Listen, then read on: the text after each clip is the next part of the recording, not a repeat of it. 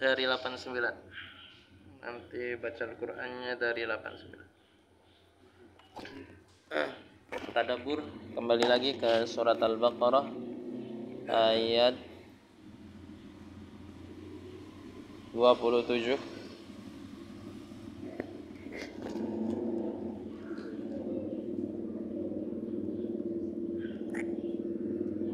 Sudah ketemu?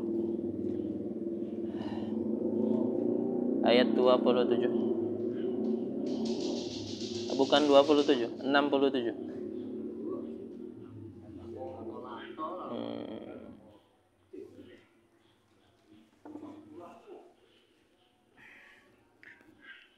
Salah lisan. Dibaca di. A'udzu billahi minasy syaithanir rajim. Wa idz qala Musa liqaumihi innallaha ya'murukum an tadhbahu baqarah qalu attakhiduna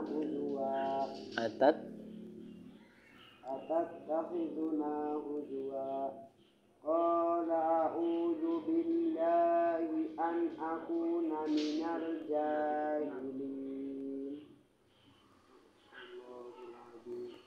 Ulangi lagi. Ya kok.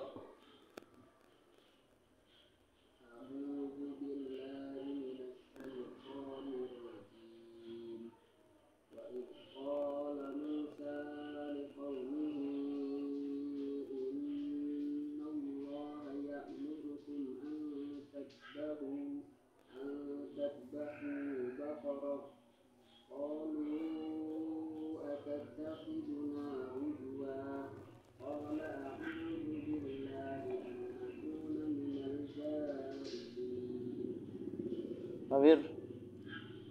A'udzu billahi minasy syaithanir rajim. Wa idz qala Musa liqaumihi innallaha ya'murukum an tadhbahu baqarah qalu atattakhiduna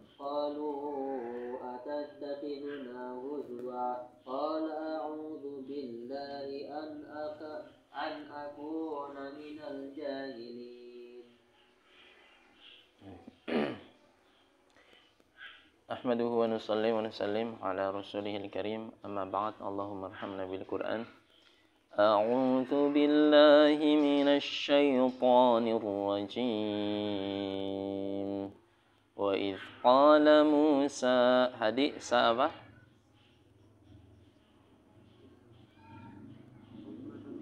At-tabi'i.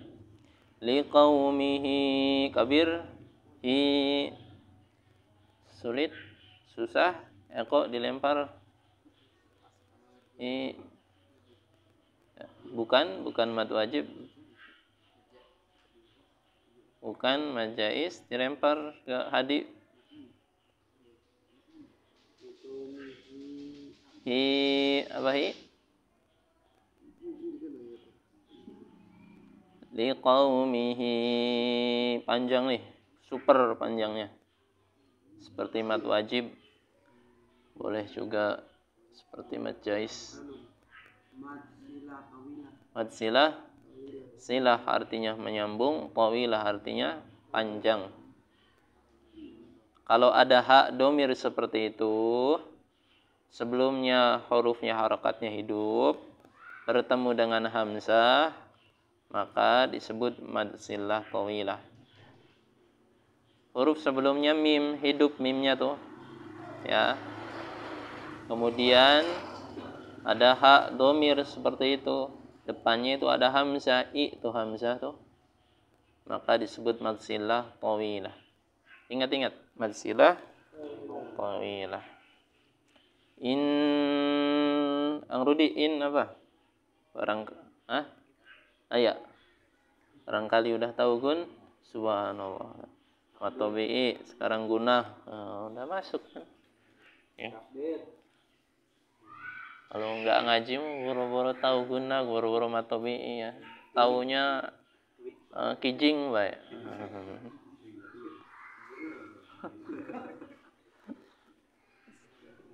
Ya. Innallaha ya'murukum Arul ikhfa, nunnya tidak dibaca jelas, n-nya ya, enggak lagi an. Jadi dibaca samar sambil lidahnya ke makhrajul huruf ta, jadi dia jadinya seperti itu. Tadhbahu baqarah. Qalu, kok apa lu-nya? Dua kalimat ini. Dua kalimat. Majais, fasil. Kalau ada mat tabi'i, lu tu mat tabi'i bertemu dengan hamzah dalam kalimat yang berbeda, maka disebut majais munfasil. Panjang dia. Lu atattakhiduna huzwa. Wa. Man? Yang benar. Kalau ada fathatain diwakafkan, jadi itu fathatain. Fathah artinya harkat di atas. Kalau dua menandakan ada dua harkatnya, jadi fathatain. Diwakafkan, jadi dibacanya huzwa seperti mat tabi'i panjangnya, maka disebut bacaannya mad iwad. Ingat mad iwad. Qala a'udzu billahi an ridan. Idhar artinya apa? Apanya yang jelas? Nunnya enggak boleh dibaca dengung. Enggak boleh. Jadi an sudah jelas. An akuna minal jahilin.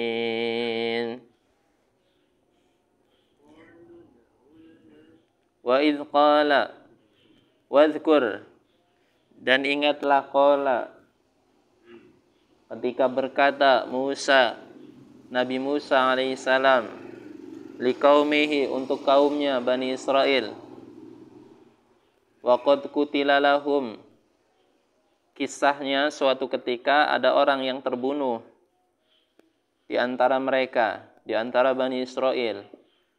Qatilun, mayat yang terbunuh. La yudra qatiluhu, tapi enggak tahu siapa yang membunuh. Wa sa'alu Musa, kemudian mereka datang kepada Nabi Musa. Ayat Allah, agar Nabi Musa berdoa kepada Allah. Ayubayyin lahum, dan menjelaskan siapa yang membunuh. Fada'ahu, maka Musa berdoa kepada Allah. Innallaha ya'murukum an tadhbahu baqarah. Kemudian Allah memberikan petunjuk melalui malaikat Jibril agar Nabi Musa memerintahkan kaumnya Bani Israel untuk menyembelih baqarah, sapi. Qalu, mereka berkata, atattakhiduna huzwa, guyonan kamu saya. Kita nih nanya, kamu bertanya-tanya.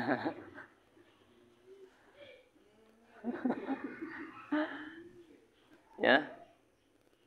Jadi kisahnya itu, ayat ini asbabun nuzulnya menceritakan pada zaman Nabi Musa alaihissalam ada satu orang terbunuh, ya, dan mayatnya itu diletakkan di pertengahan kampung, pas tengah-tengah kampung, tengah-tengah kota. Pada keesokan hari geger, siapa ini yang ngebunuh?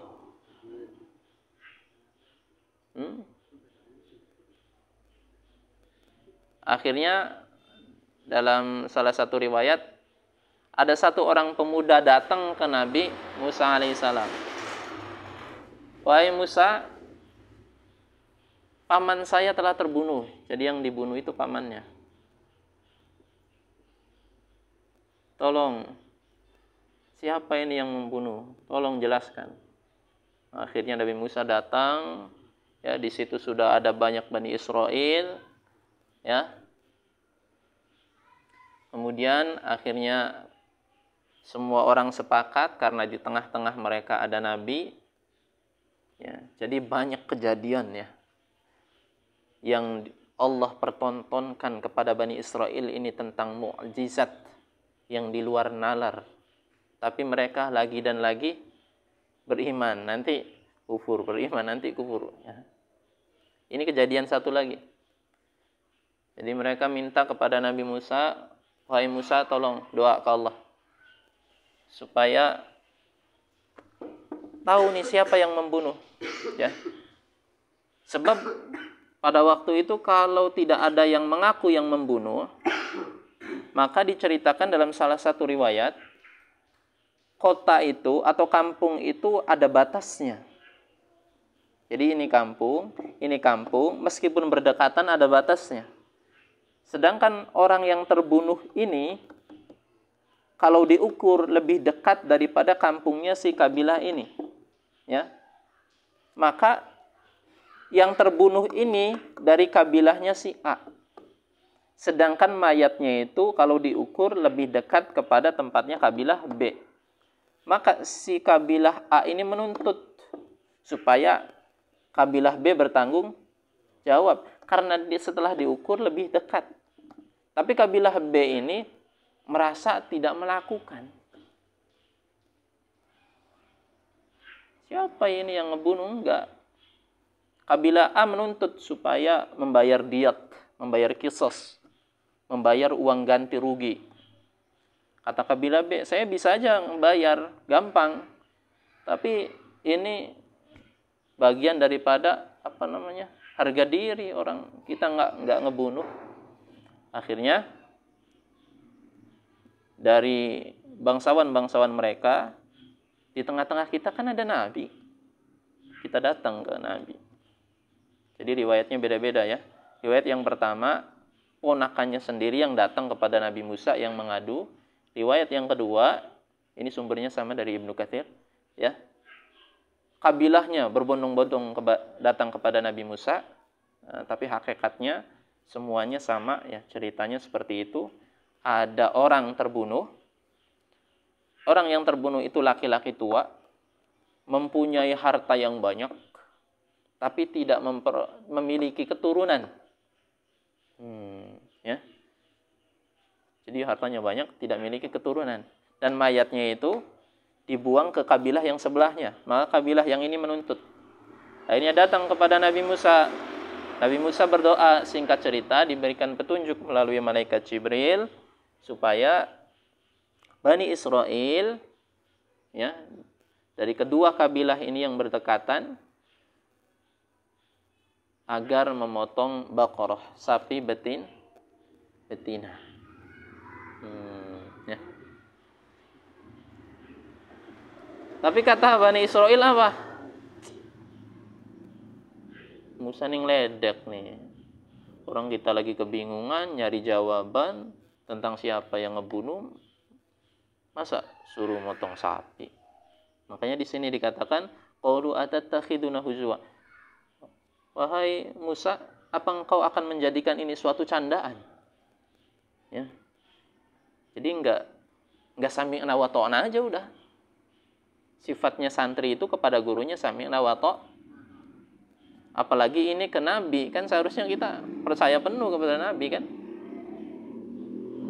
Ya. Kemudian kata Nabi Musa, qala a'udzu billah, aku berlindung an akuna minal jahilin, daripada aku yang menjadi orang-orang yang bodoh. Ya, artinya ini enggak bercanda. Benar, Allah memerintahkan kamu, wahai Bani Israel, untuk memotong sapi betina. Qalu ud'u lana rabbaka yubayyin lana ma hi. Mereka berkata, wahai Musa, doa lagi ke Allah. Sapinya gimana? Padahal dalam riwayat itu kalau mereka nggak nanya lagi juga, selesai, sapinya sapi betina apa aja udah dipotong. Ya. Tapi karena bentuk mereka itu seakan-akan tidak mau melaksanakan perintah itu, muncullah pertanyaan itu, sapinya yang gimana wahai Musa? Qala, maka Nabi Musa berkata, innahu yaqulu innaha baqaratul la farid wala bikrun. Sapinya enggak tua.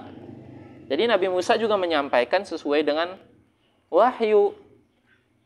Jadi enggak sekonyong-konyong ngomong begitu. Jadi nunggu lagi, Musa doa lagi. Ya Allah, sapinya gimana? Ya. Karena Nabi itu sifatnya apa? La yantiqu 'anil hawa in huwa illa wahyun yuha. Nabi nggak ngomong, apalagi dalam perkara yang penting dan genting, kecuali atas petunjuk dari Allah. Akhirnya karena sifat mereka itu yang seakan-akan tidak mau melaksanakan perintah Nabi Musa, padahal mereka sendiri yang bertanya bagaimana solusinya, Allah beratkan mereka. Dengan apa? Dengan macam sapi yang itu fase, ya. Macam sapi yang enggak juga tua, enggak juga muda. Awanum baina dzalik. Pokoknya tengah-tengah. Faf'alu ma tu'marun. Maka kerjakan apa yang kalian perintahkan. Musa udah bilang gitu. Qalu ud'u lana rabbaka, wahai Musa, mereka bilang lagi. Minta lagi, doa lagi ke Rabbmu. Warnanya apa sapinya? Subhanallah. Padahal intinya mereka itu nggak mau melaksanakan perintahnya Nabi Musa. Padahal awalnya mereka sendiri yang minta petunjuk. Mereka yang ledek. Coba. Kurang sabar apa coba Nabi di kalangan Bani Israel itu? Kalau kalian mau udah azab aja ya Allah, azab udah.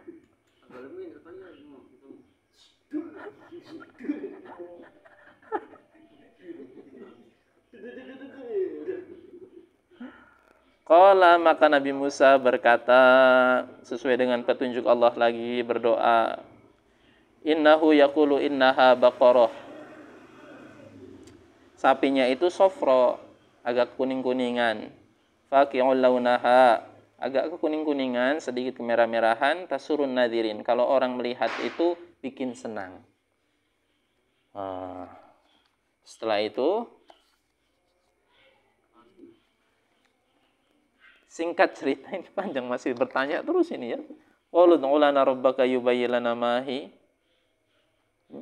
Dijelaskan lagi bagaimana lagi bentuknya. Innal baqarata tashabaha 'alaina wa inna insyaallah la muhtadun. Ini terakhir ya pertanyaan. Ya. Gimana Musa itu warna kayak begitu? Pokoknya yang samar-samar, kata Nabi Musa, yang begitu. Ya sudah. Akhirnya mereka berhenti bertanya dan mencari sapinya. Hampir saja sapinya tidak ketemu. Karena susah. Disebabkan karena kelakuan mereka sendiri yang mengolok-ngolok perintah Nabi mereka, padahal awalnya mereka yang minta petunjuk. Ya. Sebenarnya ada cerita lagi tentang sapinya ini mendapatkan sapi. Ya. Tapi kita singkat saja masuk ke cerita ayat yang 67 ini. Ya, jadi tafsir yang ke ayat yang ke-67 ini, akhirnya singkat cerita, ketemulah sapi itu dengan susah payah. Ya. Dengan harga yang mahal. Dikatakan harga sapi itu sejumlah emas, yang mana emas tersebut beratnya itu 10 kali lipat daripada sapi itu. Jadi kalau sapi itu beratnya 5 kintal, maka Bani Israel ini membeli sapi ini, ya, 5 kintal kali 10 berapa? Ya, 5 ton emas berarti beratnya. Ini mereka susah sendiri karena kelakuan mereka.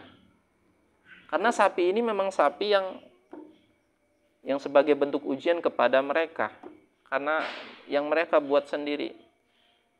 Ya, sapi ini salah satu kisah sebenarnya, ada salah satu lelaki tua yang lewat menemui seorang pemuda yang berbakti kepada ayahnya. Jadi bakti itu artinya ada fadilah bakti juga terhadap ayah ya, bukan hanya kepada ibu, meskipun ibu itu tiga kali ya. Pemuda ini sedang duduk di samping ayahnya yang sedang tidur. Kebetulan ayahnya tidur itu di bawah bantalnya itu ada uang ya. Kemudian ada lelaki tua lewat. Kata lelaki tua itu sambil membawa mutiara, "Wahai pemuda, saya ini mau jual mutiara. Kalau kamu mau, saya jual ke kamu ini 80 dirham, 80.000 dirham." Kata pemuda ini, "Saya bisa menjual, saya bisa membeli mutiara kamu seharga 100 dirham.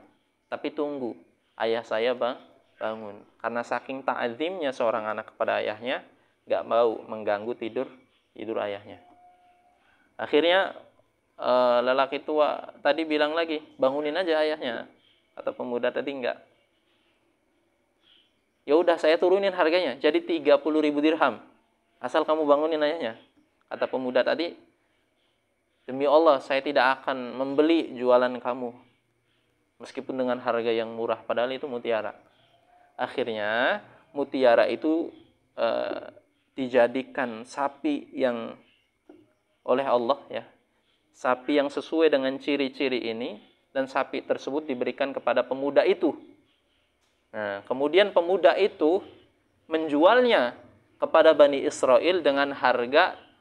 Awalnya Bani Israel itu menawar, "Wahai pemuda, sapi itu sesuai ciri-ciri yang dikatakan oleh Nabi Musa alaihissalam.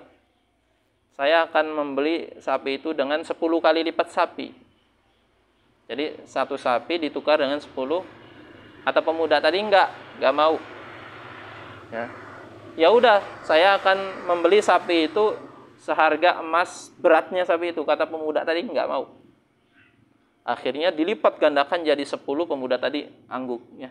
Tapi dilaporkan dulu ke Nabi Musa. Bani Israilnya bilang, "Wahai Nabi Allah, ada sapinya, tapi mahalnya bukan main." Kata Nabi Musa, "Siapa orang yang jualnya?" Akhirnya didatangkan pemuda itu. "Wahai pemuda, sapi ini dibutuhkan oleh Bani Israel, kamu jual saja."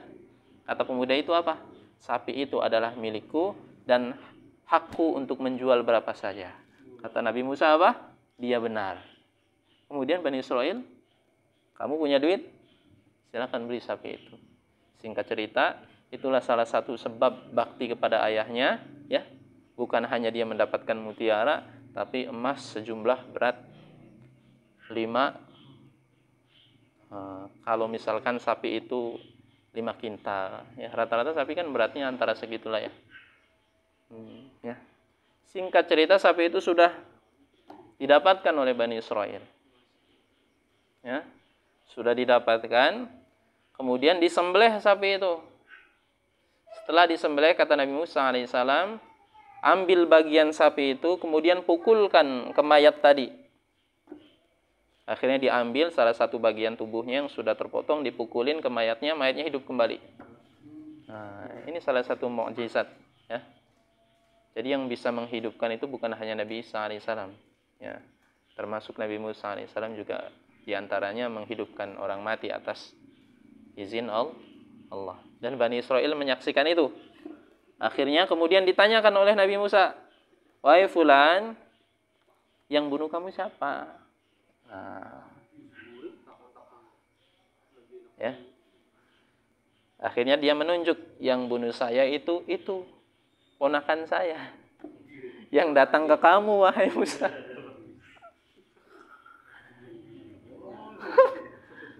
Setelah itu dia meninggal kembali. Nah, ternyata yang ngebunuhnya ponakan. Kenapa ponakannya bisa membunuh? Karena ponakan itu satu-satunya ahli waris. Karena dia orang tua yang kaya. Karena dia nggak sabar untuk mendapatkan waris, akhirnya membunuh si pamannya itu. Karena pamannya sebatang kara, nggak punya keluarga. Tetapi karena dia membunuh, akhirnya dia juga dikisos, dihukum mati. Ya.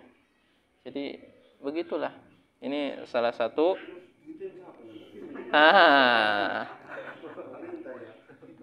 Duitnya tidak dijelaskan secara detail ya dalam tafsir Ibnu Katsir ya.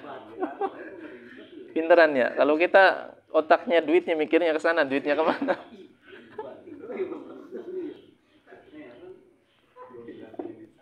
Ya. Karena sebatang kara, ya. Dalam riwayat lain itu enggak sebatang kara, dia punya anak perempuan. Ya, tapi riwayat yang masyhur sebatang kara.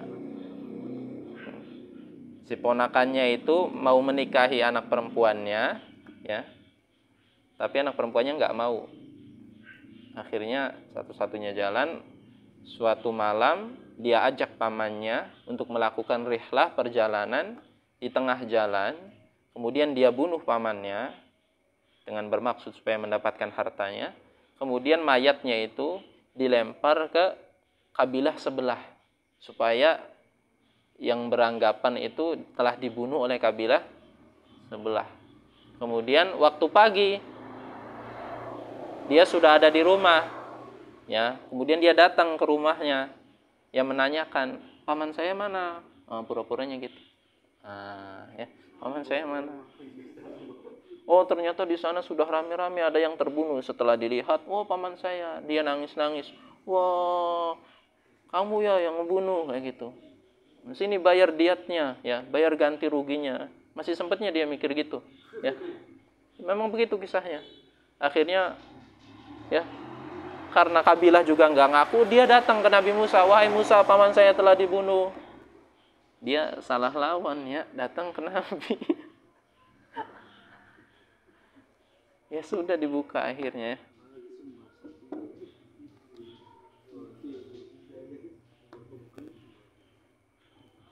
Jadi ambil saja hikmahnya sesuai apa yang kalian pikirkan. Ya.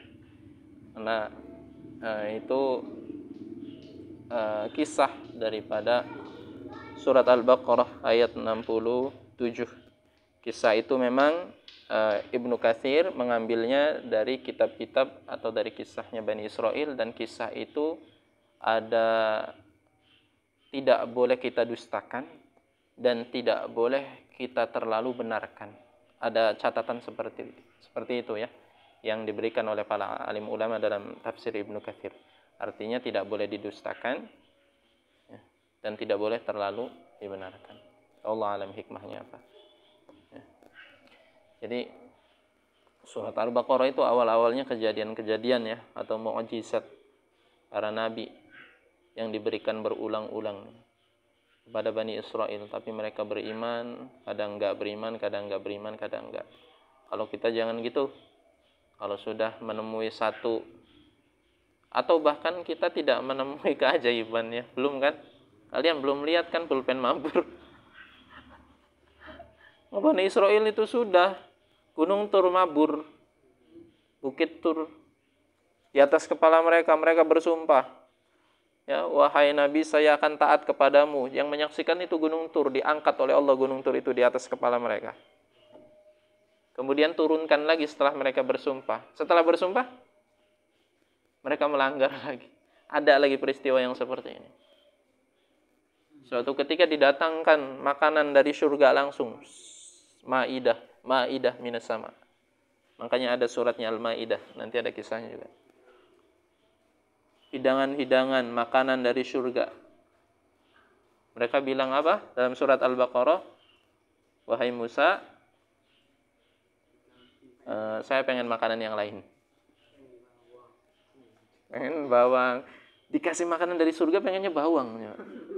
Bawang putih, bawang merah, kacang-kacangan. Ya mereka itu ingin mengolok-ngolok sebenarnya. Ya. Kalau kita gimana kita? Dikasih satu keajaiban, masih Jami' Nurul Huda mabur, gimana? Dajjal. Dajjal itu fitnahnya itu lebih dahsyat. Maka kaum Yahudi menganggap yang datang di akhir zaman itu, Dajjal itu adalah penolong mereka.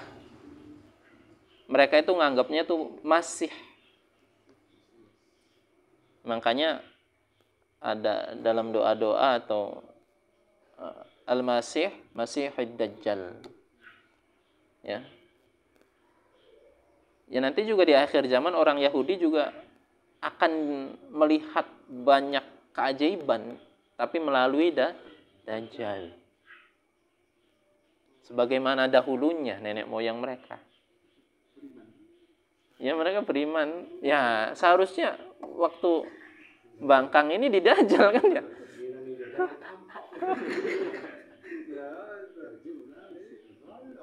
Awas ya. 70.000 orang Yahudi dalam nubuah Nabi. Nggak banyak ya, orang Yahudi. Ingat, Israel itu belum tentu Yahudi. Tapi kalau Yahudi pasti Israel. Ya. Makanya kalau kita cari di media sosial, ada sebagian orang Israel ya yang mendukung Palestina juga, tapi Allah alam mendukungnya itu hanya di lisan atau enggak kayak gitu. Ya. Tapi kalau Zionis Yahudi, karena memang dia otaknya, itu yang perlu kita musuhi. Ya. Sudah cukup. Ada pertanyaan?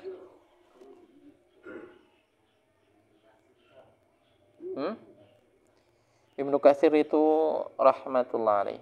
Beliau merupakan ahli tafsir ya, yang bermadhab Imam Syafi'i. Jadi beliau itu ahli tafsir, tapi beliau itu karena ketawaduan beliau tetap bermadhab dan bermadhab Imam Syafi'i. Ya, jadi beliau intinya adalah ahli tafsir dari kalangan madhab Imam Syafi'i. Termasuk Imam Nawawi, beliau itu sebenarnya mampu untuk berijtihad dan bertaklid sendiri atau tidak mengikuti madhab. Tapi karena ketawaduan beliau dan beliau merasa Imam Syafi'i itu mempunyai kelebihan yang diberikan oleh Allah Subhanahu wa taala, Imam Nawawi juga bermadhab kepada Imam Syafi'i. Kita yang ilmunya enggak ada, yang Al-Qur'an baru hafal An-Nas, tiba-tiba mengambil dalil, mencomot dalil dari Al-Qur'an sendiri, kemudian berfatwa zina itu halal. Na'udzubillah. Ada yang seperti itu?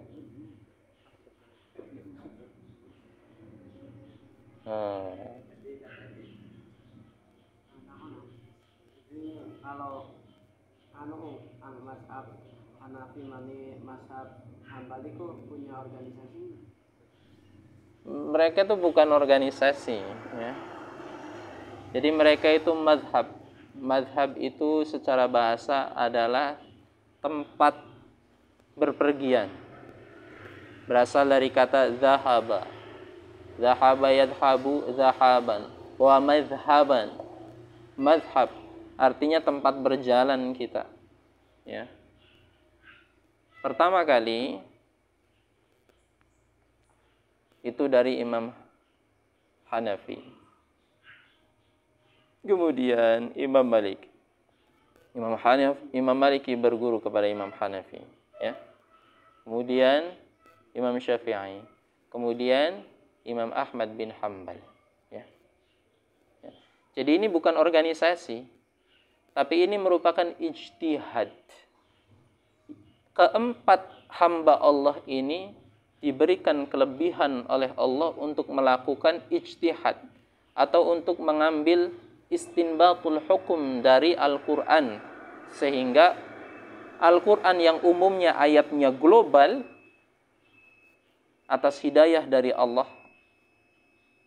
ya. Kita sampai di sini dulu. Subhanallah wa bihamdihi, subhanallah wa bihamdika, asyhadu an la ilaha illa anta, astaghfiruka.